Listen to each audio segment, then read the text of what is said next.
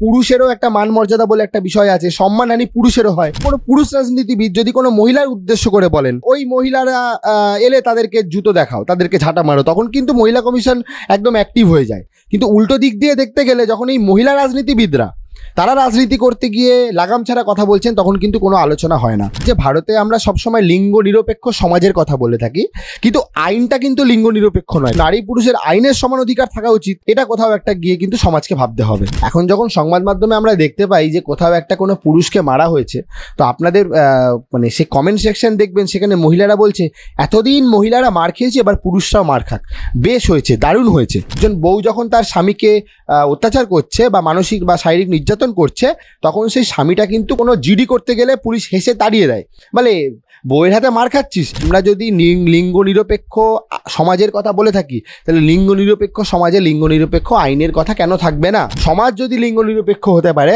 আইন কেন লিঙ্গ নিরপেক্ষ হবে না? একটা মহিলার মৌখিক অভিযোগ যথেষ্ট যে কোনো পুরুষকে জেলে পাঠানোর জন্য। দাদা, ইতিমধ্যে একটি মন্তব্য নিয়ে শোরগোল শুরু হয়েছে। যদি বলি যে কৃষ্ণনগরের সাংসদ মহুয়া মিত্র একটি মন্তব্য করেছেন, সেই মন্তব্য নিয়ে কোথাও যেখানে বলতে পারেন যে জাতীয় মহিলা কমিশনার রয়েছেন রেখা শর্মা, তাকে ইতিমধ্যে শোরগোল সৃষ্টি হয়েছে। কিন্তু প্রশ্ন এখানে থাকছে, যেই মন্তব্যটা করা হয়েছিল সেখানে মন্তব্যে এই কথাটাও বলা হয়েছিল যে প্রভুর পাজামা ধরে থাকে। তাহলে কি শুধুমাত্র রেখা শর্মা মহিলা বলে তার অপমান হয়েছে বলে এত শোরগোল?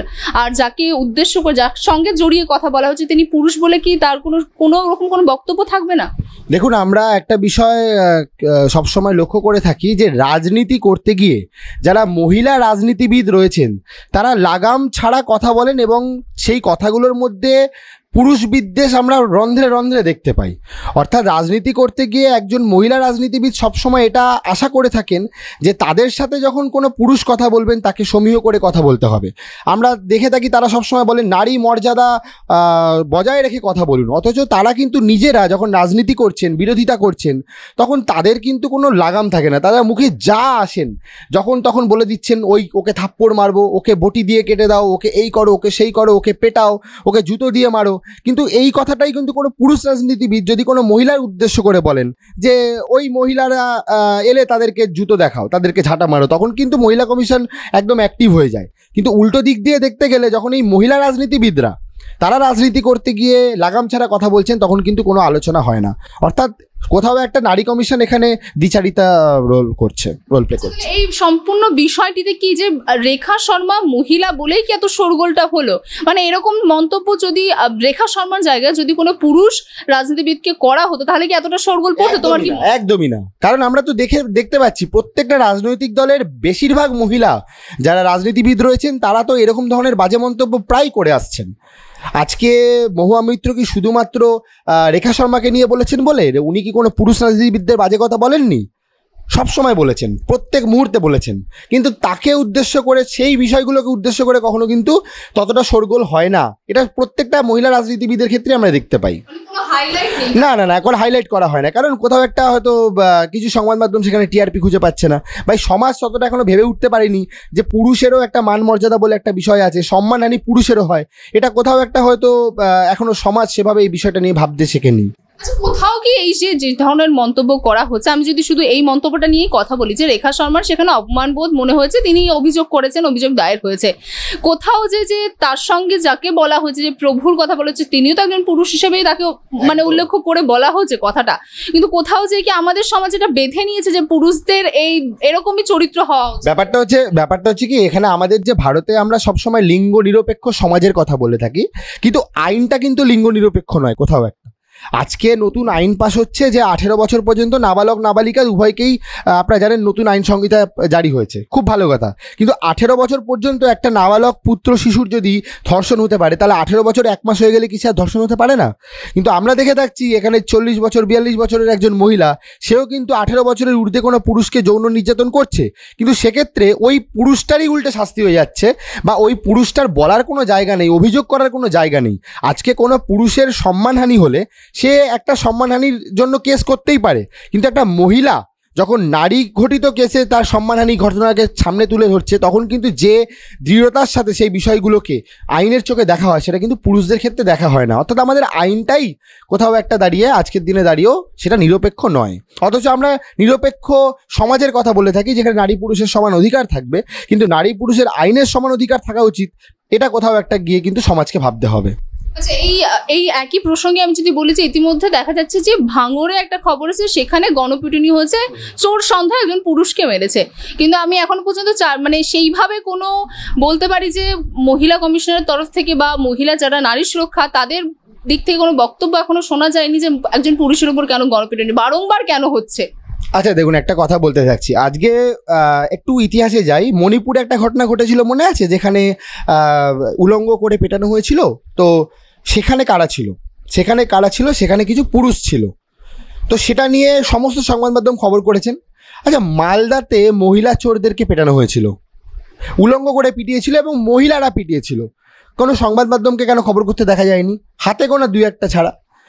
ওইখানে ওই মহিলা চোরদেরকে যারা পিটিয়েছিল তারা মহিলা ছিল। তারা যদি মহিলা না হয় পুরুষ হতো, তখন কিন্তু প্রত্যেকটা সংবাদ মাধ্যম খবর করত। বাংলায় নারীদের সুরক্ষা কোথায় প্রশ্ন তুলতো সমস্ত সংবাদ মাধ্যম। বিরোধী রাজনৈতিক দলগুলো ঝাঁপিয়ে পড়তো যে বাংলার মাটিতে মহিলা মুখ্যমন্ত্রী থাকতেও কেন মহিলাদেরকে উলঙ্গ করে পেটানো হলো। এটা কখন হতো? যদি ওই যারা পিটিয়েছে তারা পুরুষ হতো। কিন্তু যখনই সেগুলো মহিলা হলো, তখন কিন্তু সেটা নিয়ে কোনো আলোচনা হলো না। আমাদের পুরুষ অধিকার সংগঠন অভিযান সেটা নিয়ে একমাত্র আমরা দেখেছি। আমরা পুরুষ অধিকার সংগঠন হয়ে মহিলাদের অধিকার নিয়ে আমাদেরকে কথা বলতে হয়, কারণ নারী যখন নারী কর্তৃক নির্যাতিত হচ্ছে, তখন কোথাও কিন্তু কোনো নারী অধিকার সংগঠন, কোনো মহিলা কমিশন, কোনো নারী মন্ত্রণালয় কিন্তু সেটা নিয়ে মাথা ব্যথা দেখায় না। তাদের টিআরপি, তাদের উদ্দেশ্য থাকে শুধুমাত্র পুরুষদেরকে ছোট করব। তো এখানেও তাই, যখন কোনো পুরুষকে গণপিটুনি দেওয়া হচ্ছে, তখন কিন্তু কোনো মানে না তো কোনো সমাজ মাধ্যম, না কোনো যারা বুদ্ধিজীবী, না মহিলা কমিশন, তো ভুলেই যায়, তারা মহিলাদের পাশেই এসে দাঁড়াচ্ছে না ঠিক মতো, সেখানে তারা কি দাঁড়াবে? তো এটাই হচ্ছে। চোপড়ার ঘটনাও যদি আমি দেখা যায় যে চোপড়ার ঘটনায় এখনো পর্যন্ত মানে বেশিরভাগ যারা, যদি আমি বলি যে নিউজের সম্পর্কে নেই, তারা কিন্তু জানে একজন তরুণীকে বেধড়ক মারধর করা হচ্ছিল, তরুণীকে পেটানো হচ্ছিল, একইভাবে সে অজ্ঞান হয়ে পড়ে গেল। আপনারা যদি ভিডিওটা দেখেন বা দেখিয়ে থাকেন, দেখবেন যে ওই যে ছেলেটিকে পেটানো হচ্ছিল সে অজ্ঞান হয়ে পড়ে গেল। আচ্ছা, এই যে বিষয়টা আজকের দিনে দাঁড়িয়েছে, ও যে ছেলেটি মেরেছে অন্যায় করেছে, কিন্তু আপনি একটা কথা বলুন তো, আমাদের দেশের পরকীয়া আইন কি স্ট্রং? আমাদের দেশে পরকীয়া আইন কি লিঙ্গ নিরপেক্ষ? এতদিন কি ছিল? পুরুষদের শাস্তি হবে, মহিলাদের শাস্তিই হবে না। এখন আবার নতুন আইন পাস হয়েছে। যখন আমরা বিভিন্ন পুরুষ অধিকার সংগঠনে এটা নিয়ে আলোড়ন সৃষ্টি করলাম, দিল্লিতে গিয়ে আমরা বিভিন্নভাবে জনস্বার্থ মামলা লড়লাম, তখন নতুন আইন পাস হলো যে পরকীয়াতে নারী পুরুষ কারোরই শাস্তি হবে না। কিন্তু আমরা চেয়েছিলাম যে পরকীয়া করলে নারী এবং পুরুষ উভয়েরই শাস্তি হোক, আইনত শাস্তি হোক, সেটা বন্ধ হয়ে গেল। এখন নারী পুরুষ কারো শাস্তি হচ্ছে না, কিন্তু যখন কোনো পুরুষ পরকীয়া করে, সেই মহিলাকে শুধু কি পরকীয়ার আইন দেবে? সে তো এমনিতেই আজকে 498-কে লিগাল টেররিজম বলা হয়। 90%-এর বেশি 498-এ মিথ্যা। সে তো অলরেডি বধূ নির্যাতন 498-এ আরও একাধিক ডিভি অ্যাক্টের আরও বিভিন্ন ধারা দিয়ে তার সে অলরেডি কেস করে বসে থাকছে। অর্থাৎ পরকীয়া আইন লিঙ্গ নিরপেক্ষ আদতে তো হয়নি, বরং যা হয়েছে তাতে ক্ষতি হয়েছে। সেখানে দাঁড়িয়ে ফাঁসছে পুরুষরা। যখন পরকীয়ায় ধরা পড়ছে, একজন পুরুষের কিন্তু কিছু করার থাকছে না। আজকে দেখবেন গণপিটুনির দিকে বিভিন্ন জায়গায়, গ্রামের দিকে দেখবেন, গ্রামের লোকরাই কিন্তু মানে থানা পুলিশের আগে অনেক ক্ষেত্রে ওই যে ধরা পড়ছে আর যে করছে তাদেরকে শাস্তি দেয়, কিন্তু দেখবেন মারটা বেশি পুরুষরাই খায়, মহিলাদের থেকে মারটা বেশি পুরুষরাই খায়। কারণ দোষটা কোথাও একটা এখন এটাই মনে হয় যে মেয়েদেরকে কচি খুকি মনে করা হয়, যে মহিলাদের তো ফুলিয়ে ফুসলিয়ে নিয়ে যাওয়া যেতে পারে। অর্থাৎ এটা কিন্তু একদমই সত্য নয় আজকের দিনে দাঁড়িয়ে, আজকের এই 2024 সালে এসে দাঁড়িয়ে। কিন্তু সবসময় কিন্তু ওই বলির পাঠাটা পুরুষকেই হতে হয়। আচ্ছা, এই যে বারংবার যে সমস্ত ঘটনা হচ্ছে, এই সমস্ত ঘটনা কোথাও যে একটা প্রশ্ন মানে মানুষের মধ্যেও জাগছে যে আজকের দিনে দাঁড়িয়ে যে পুরুষের অধিকার বলো বা পুরুষের মানসিক অত্যাচার, কি বলো, ফিজিক্যাল ভায়োলেন্স তো আমি ছেড়েই দিচ্ছি, মানসিক যে অত্যাচার কোথাও কি সেই ওপরের দিকে যাচ্ছে আর কি নিচের দিকেই নামছে যত দিন যাচ্ছে? ব্যাপারটা হচ্ছে যত দিন যাচ্ছে ভারতের যে আইন রয়েছে সেই আইন যেহেতু একেবারেই লিঙ্গ নিরপেক্ষ নয়, তা আমরা দেখতে পাচ্ছি পুরুষদের উপর অত্যাচার দিন দিন বাড়ছে। অর্থাৎ এখন যখন, আগে তো সংবাদ মাধ্যমে এতটা সামনেও আসতো না, এখন যখন সংবাদ মাধ্যমে আমরা দেখতে পাই যে কোথাও একটা কোনো পুরুষকে মারা হয়েছে, তো আপনাদের মানে সে কমেন্ট সেকশন দেখবেন, সেখানে মহিলারা বলছে এতদিন মহিলারা মার খেয়েছে, এবার পুরুষরাও মার খাক, বেশ হয়েছে, দারুণ হয়েছে। উল্টো দিকে একজন মহিলা অপরাধ করেছে এবং সে পেটানি খেয়েছে, এরকম যদি ঘটনা হয় তখন কিন্তু উল্টো ব্যাপারটা হবে, একজন মহিলাকে মারতে লজ্জা করলো না। আর কোথাও একটা দাঁড়িয়ে এই মহিলাদেরকে মা বোনের অজুহাতে সম্মান করার যে একটা বিষয় আসছে, এটা অত্যন্ত আমার মনে হয় যে অপরাধ। কারণ আজকের দিনে দাঁড়িয়ে সন্তান হত্যাও তো আমরা প্রত্যেক সপ্তাহে একটা দুটো করে নিউজ পাচ্ছি, যে সন্তান হত্যা হচ্ছে পরকীয়ার জন্য, সন্তান হত্যা করছে ইন্স্যুরেন্সের জন্য, ইন্স্যুরেন্সের টাকা নেওয়ার জন্য নিজের সন্তানকে হত্যা করছে নিজেরই মা। তো এইটা এখনকার দিনে আমাদের মায়েরা যখন এইসব খবর পায় তারা বিশ্বাস করতে চায় না যে আমরা মায়েরা তার সন্তানকে হত্যা করতে পারে। তারা এই সমাজটাকে এই আগেকার সমাজের সাথে কোথাও একটা তুলনাই করতে পারে না, তারা ভাবছে এগুলো মিথ্যা খবর, এটা হতেই পারে না। কিন্তু আজকে যদি আপনারা নিজেরাই জানেন, যারা সংবাদ মাধ্যমের সাথে যুক্ত দর্শকরা প্রত্যেকে দেখতে পাচ্ছেন সংবাদ মাধ্যমে, যে নারীরা এখন এতটা ডেসপারেট হয়ে যাচ্ছে কিছু কিছু বিষয়ে, যে তারা মনে করছে প্রত্যেকটা বিষয় হয়তো তাদের নারী স্বাধীনতায় হস্তক্ষেপ করা, তারা সন্তানকে নারী স্বাধীনতার হস্তক্ষেপ মনে করছেন। অথচ অনেক IPS IAS অফিসাররাও নিজেদের সন্তানকে মানুষ করছেন তারা নিজেদের কর্তব্য পালন করার সাথে সাথে। আমার মনে হয় কি এটা বেশি যারা শহর কেন্দ্রিক, মানে অল্পতে বেশি পেয়ে গেছে এরকম একটা ব্যাপার থাকে না, তারা বড্ড বেশি কম্পিটিশান মনে করছে জিনিসটাকে।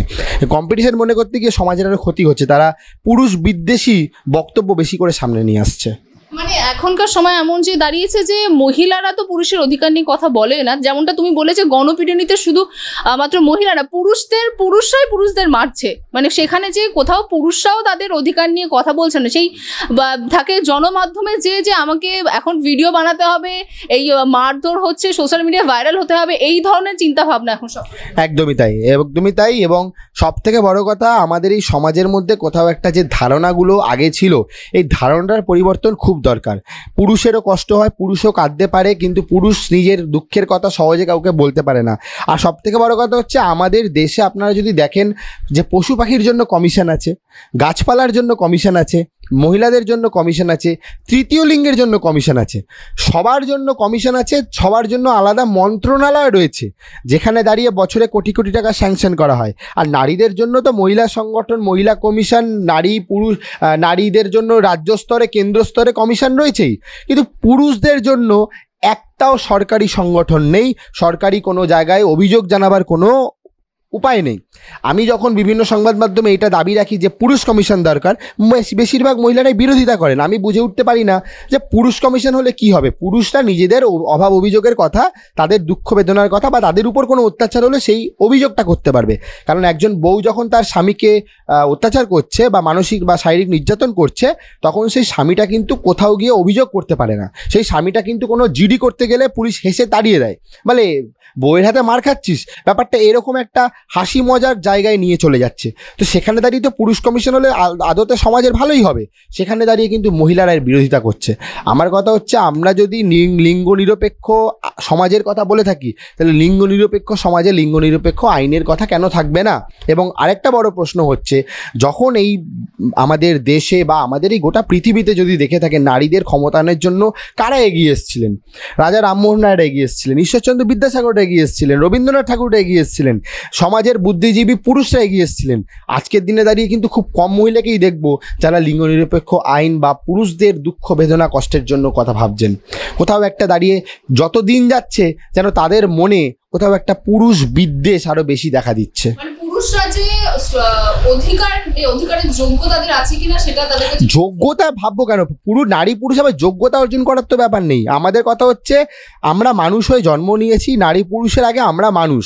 তো যখন সুযোগ সুবিধা, অভাব অভিযোগ, আইনের কথা আসবে, তখন আইনগুলো নিরপেক্ষ হতে হবে। আইন কেন এখানে লিঙ্গ নিরপেক্ষ হবে না? সমাজ যদি লিঙ্গ নিরপেক্ষ হতে পারে, আইন কেন লিঙ্গ নিরপেক্ষ হবে না? আর এই সমাজও তো লিঙ্গ নিরপেক্ষ, নারীরা এখনও দাবি জানিয়ে যাচ্ছে, অথচ আদতে কিন্তু এই সমাজটাও লিঙ্গ নিরপেক্ষ নয়, বরং আমি বলবো এখন নারীদের দিকে ঝুঁকে আছে। আপনি বাসে উঠলে সেখানে মহিলা সিটে কোনো বয়স্ক পুরুষ বসলে তাকে তুলে দেওয়া হয়, অথচ দেখবেন সিনিয়র সিটিজেন সিটের মধ্যে প্রচুর মহিলা বসে যাচ্ছে, তাদের সামনে কোনো বয়স্ক লোক এসে দাঁড়ালে তারা মুখটা জানলার দিকে ঘুরিয়ে রাখেন, যাতে চোখাচুকি হলে লজ্জার খাতিরে উঠতে না হয়। জেন্টস সিট তো প্রথমত হয় না, জেন্টসদের জন্য কোনো কিছু নেই, জেনারেল সিট। আপনি দেখবেন যে মহিলা সিট ফাঁকা থাকতেও জেনারেল সিটে গিয়ে মহিলারা বসে থাকছে, এবং কোনো পুরুষের এই সাহস নেই যে গিয়ে বলবে আপনি একটু মহিলা সিটটায় গিয়ে বসুন। বিষয়টা হচ্ছে কি, যে কোনো মুহূর্তে দাঁড়িয়ে মিথ্যা মামলায় ফাঁসিয়ে দেওয়ার একটা ভয় রয়েছে, কারণ একটা মহিলার মৌখিক অভিযোগ যথেষ্ট যে কোনো পুরুষকে জেলে পাঠানোর জন্য। পুরুষ এই সমাজে কি একজন মহিলা ততক্ষণ সত্যবাদী যতক্ষণ সে মিথ্যা প্রমাণিত না হচ্ছে, আর একজন পুরুষ ততক্ষণ মিথ্যাবাদী যতক্ষণ সে সত্য প্রমাণিত না হচ্ছে। তো এই কারণের জন্যই সমাজটা কিন্তু আদতেও লিঙ্গ নিরপেক্ষ নয়, আইন তো একদমই নয়। আচ্ছা দাদা, একটা শেষ প্রশ্ন করবো যে তোমার কি মনে হয় যে আজকের দিনে দাঁড়িয়ে এই আধুনিকতার সময়ে পুরুষদের যে অবস্থান আমাদের সমাজে, এর কি আর কোনো পরিবর্তন হবে? যত দিন যাচ্ছে পুরুষদের উপর হওয়া অত্যাচারের ঘটনা অনেক বেশি সামনে আসছে, আগে আসতো না। আমি সমস্ত সংবাদ মাধ্যমকে অনেক ধন্যবাদ জানাই যে সময়ের সাথে তাল মিলিয়ে তারা কিন্তু পুরুষদের উপর হওয়া নির্যাতনটাকেও তুলে ধরছেন। তবে এক সংবাদ মাধ্যমের কাছে একটা অনুরোধ থাকবে যে আপনারা হেডলাইনটা এমন করবেন না যেটা হাস্য কৌতুক মনে হয়, কারণ পুরুষদের উপরে অত্যাচার হলে একটা এক্সক্লেমেটরি সাইন দেওয়া হয়। কোথাও যখন কোনো পুরুষাঙ্গ কর্তনের ঘটনা ঘটে, বা কোথাও যখন কোনো পুরুষকে হত্যা করা হচ্ছে, অজ্ঞান করে যৌন নির্যাতন করা হচ্ছে, এমন হেডলাইন করা হচ্ছে যে বিষয়টা আরও ফানি হয়ে যাচ্ছে। একজন মহিলার উপর যৌন নির্যাতন, মহিলার উপরে শারীরিক নির্যাতন হলে যে সমবেদনা দেখিয়ে সংবাদ মাধ্যম এবং ক্ষোভ প্রকাশ করে সংবাদ মাধ্যম বিষয়টাকে তুলে ধরছে, আমরা এটা আবদার রাখবো যে পুরুষদের উপর হওয়া ঘটনাগুলোকেও সেইভাবেই দেখা হোক। সমাজ পরিবর্তনে সংবাদ মাধ্যমের ভূমিকা সব থেকে বেশি, কারণ আজকে যখন এই লড়াইটা আমি 2012-13 সালে শুরু করেছিলাম পুরুষ অধিকার নিয়ে বাংলার বুকে প্রথম, তখন কিন্তু সবাই আমাকে পাগল বলতো, কিন্তু আজকের দিনে দাঁড়িয়ে আপনাদের জন্যই, সংবাদ মাধ্যমের জন্যই আজকে কাউকে যদি বোঝাতে হয় যে পুরুষরাও নির্যাতিত হচ্ছে, আমি চট করে 10টা নিউজ পাঠিয়ে দিতে পারবো। সে সময় নিউজ পাওয়া যেত না, পাড়ার ঘটনা, নিজের চোখে দেখা ঘটনা পেতাম, সংবাদ মাধ্যম খবরটা করতে আসতো না। আজকের দিনে দাঁড়িয়ে সংবাদ মাধ্যমের সংখ্যাও যেমন বেড়েছে, তেমনি তারা বিষয়টাকেও তুলে ধরছেন। তার ফলে আমার মনে হয় যে সুস্থ সমাজ আমরা অবশ্যই একদিন পাবো। আশাবাদী তো আমি অবশ্যই, আশা নিয়েই আমাদেরকে এগোতে হবে, আমরা নেগেটিভ হতে পারি না। কিন্তু সত্যি কথা বলতে যত দিন যাচ্ছে হয়তো সংবাদ মাধ্যমের জন্য পুরুষ নির্যাতনের ঘটনাগুলো চোখের সামনে বেশি আসছে, তবে আগেও হতো কিন্তু প্রকাশ্যে আসতো না।